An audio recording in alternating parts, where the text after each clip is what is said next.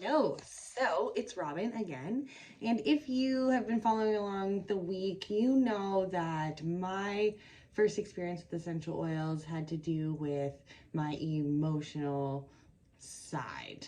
Okay, so they gave me an experience that I can't even explain fully, but that's all that I needed to be 100% sold. But not only that, but it was my first experience with an essential oil. So buying some from a store or picking them up from the health food store, anything like that was not something I had done before. So I didn't know that there was a huge difference in quality, purity, all the things when it came to buying them from anywhere but doTerra, because doTerra was my first ever experience. So you know that essential oils are literally everywhere.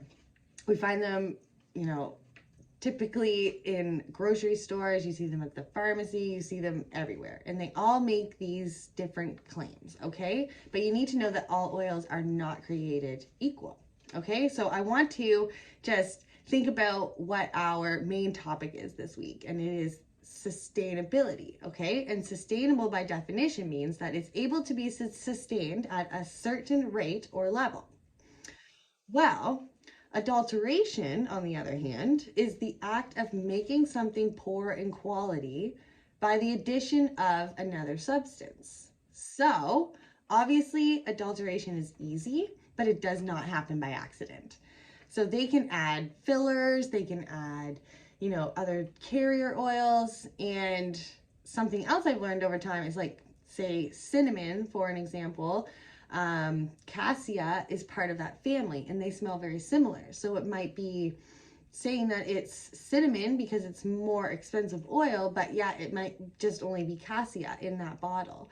So basically they can lie about the content that's inside as long as there is a small percentage of essential oil in that bottle. They can still make the claim that it's 100% natural. The thing is with that though, is that the companies that make these attempts to market like doTerra or say that it's 100% natural, there is no tracing and it is not consistent. So what happens is when there is a middleman, they can call them brokers, but generally somebody will purchase a batch of essential oils from a farmer or even elsewhere, and then stuff happens in between that and the bottle being put with its pretty label into the store. So it raises questions and you need to start to ask yourself a few of them, okay?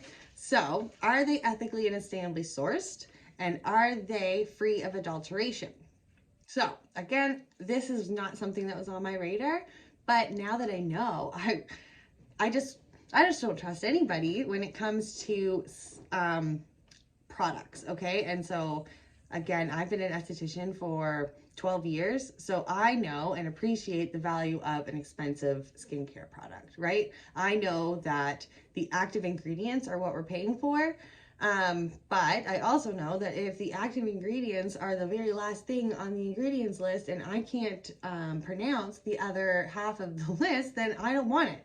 So anyways, what I'm getting at is doTerra is very, very, very different. So it's another reason why MLM, like a multi-level marketing, is the reason why they went this route. And it's because you can't go to the store and buy your lavender and then have the nice lady from the store call you that night and say, how did that lavender support your sleep last night? Or how did that tea tree oil help your son's ear infection? No, that just isn't going to happen. So in order for doTerra to ensure that every single person that is in contact with their oils are getting the education around what it can do for them, this way is the only way that they could ensure that, okay? So let's go back a little bit and talk about how this all began. So it's like 13 years now that doTerra has been a thing. And in this time, essential oils have been all the rave, okay? So there's been a huge market. Lots of other companies are trying to come out and even compare themselves to what doTERRA does, but they just can't. Nobody can compare to them. There's actually science behind this now if you really want to go look it up. But anyways, 13 years ago, they started with a group of scientists and medical professionals that were tired of these fake and sometimes harmful, definitely not effective oils. Okay, so they wanted to provide oils that were not synthetic or man-made, and they began a mission to change lives from the seed to the bottle. So they got involved directly with the source, with each farmer, harvester, and distiller. They knew that purity and potency standards need to be met in order to drive or promote a certain response in our body. So the quality of the oil is the deciding factor of whether or not it's going to do in our body what we want it to do. Okay, so there are chemical constituents in each essential oil that will stimulate, promote, drive different responses in our body that will get us the result that we're looking for. Okay, so where do the plants grow and thrive? So what doTERRA does is they actually put a lot of thought into this. Where do these things grow naturally in the world? And then they will go to that place and they will help and work with the farmers. And a lot of our oils come from developing countries. And in fact, there's 46 countries that they're working with currently and growing. So 46 countries and growing. And what they'll do is go and partner up with these farmers. They don't own any land. They work with these people. And sometimes they're like generations and generations of people have worked on this land and really know their stuff. So not only are they working with these farmers so they can work more efficiently so that we can have the quality that we need for the responses that we're going for, but they're also looking out for their communities and in major ways. So only a couple years into the business, they also started something called the Healing Hands Foundation, and I'm going to leave that chat for somebody else to talk about, but it's absolutely just, you need Kleenex if you're going to get into that. Okay, so that being said, when it comes to us being able to prove our sustainability, for you to be able to trace everything from point A to point B, so from that seed all the way through to you got it in your hands, on a website called sourcetoyou.com, you get to see and experience and learn about all of the crazy and amazing things that the company does,